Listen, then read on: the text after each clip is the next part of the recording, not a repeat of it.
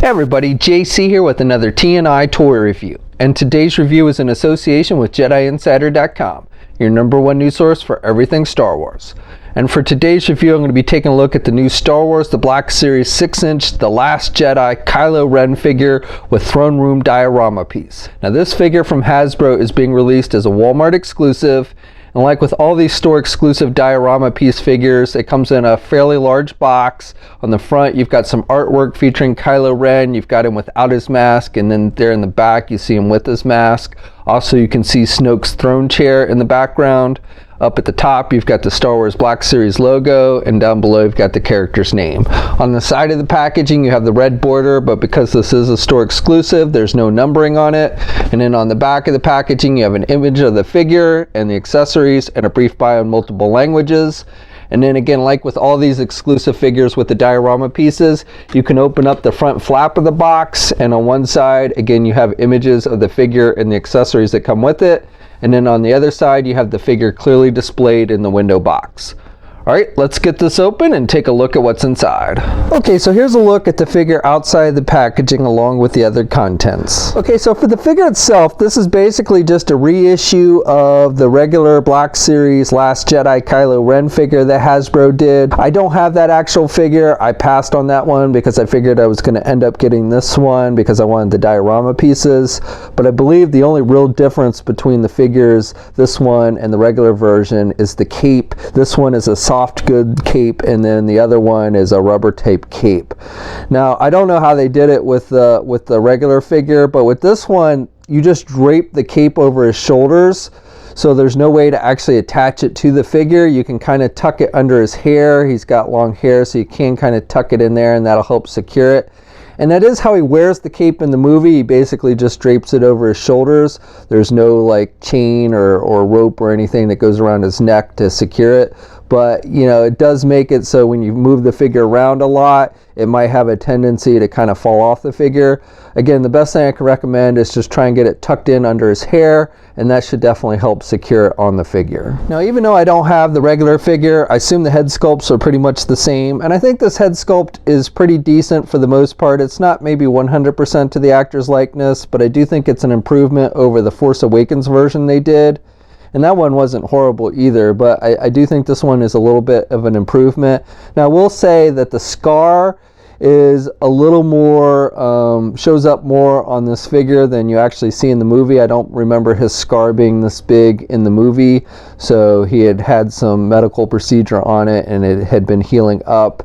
At the beginning of the movie, he's wearing like a band-aid on it or something, so maybe it was this bad at the beginning and you just didn't notice it because he had that band-aid. But I think they overdid the scar a little bit on the figure, but otherwise I think they did a pretty solid job with it. And then for the rest of the figure, again, like I said, he does have the soft goods cape, but he's just wearing, this outfit is a little different looking from what he wore in Force Awakens. Basically, he doesn't have all the extra cloak pieces and stuff around his neck and such. Same belt and everything, and you do have the little hole here on the side so you can clip on the lightsaber hilt. They do give you a separate lightsaber hilt, which I'll show you in just a second.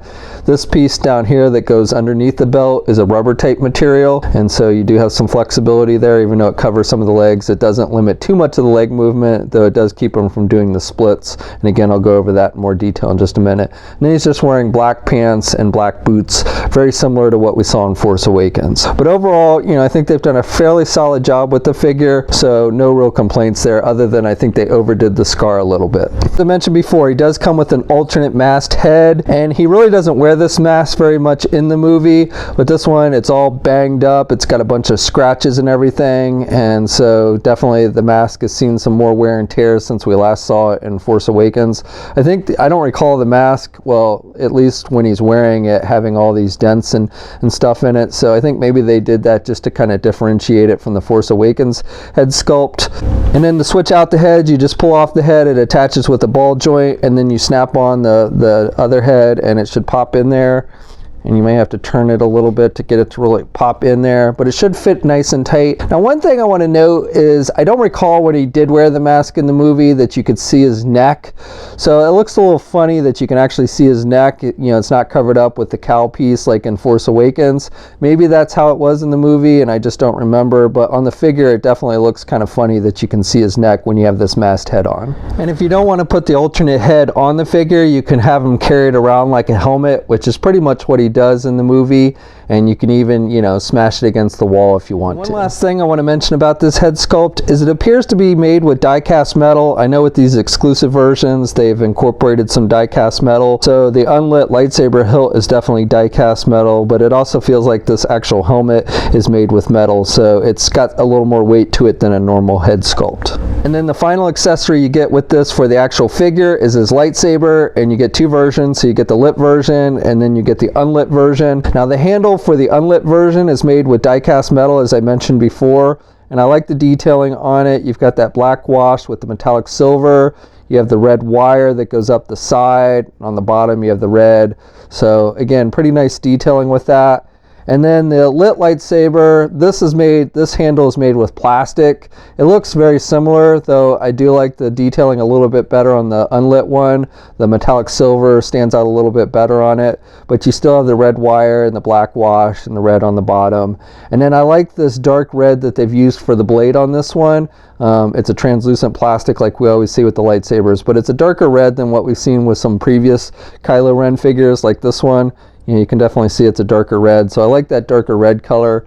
And the blade's not removable on this one, which is good, because the ones where they're removable is kind of a pain, always has a tendency to fall off. And then also you get the additional sculpting on the blade for that crackle effect. And you can get him to hold the lightsaber in the left or the right hand. He'll hold it nice and tight. You can even get him in some two-handed poses. And then, like I mentioned before, you can take that unlit lightsaber hilt and attach it to his belt here on the right side. He's got the little hole on the belt and a little peg on the lightsaber hilt, and you just push it in. We've seen this with previous Black Series Kylo Ren figures, and it'll stay in usually pretty good. Sometimes it'll have a tendency to fall off, but if you get it pushed in there well, it should stay attached without too much of a problem. Okay, and then finally the figure comes with these three flooring pieces that you can connect together to form part of Snoke's throne room. So you get this middle piece, and then you get these side pieces, and you just kind of slide them in like a puzzle piece, and they just kind of pop into place, and they'll stay attached pretty firmly, so you don't have to worry about them coming apart unless you basically push down on them or something. So I like how they've done that. And this is done with a gray color for the flooring, and it's done with a shiny plastic. All the floors in the First Order ships and stuff were very shiny, so I like how they've captured that shiny effect with this. And then you've got these windows that are done with a clear translucent plastic. Now I'm not sure these are really supposed to be windows. I won't go into too much detail because I don't want to spoil the movie in case you've seen it, but I believe they're supposed to be like energy or something going on underneath here, and these are actually holes that are around Snoke's throne.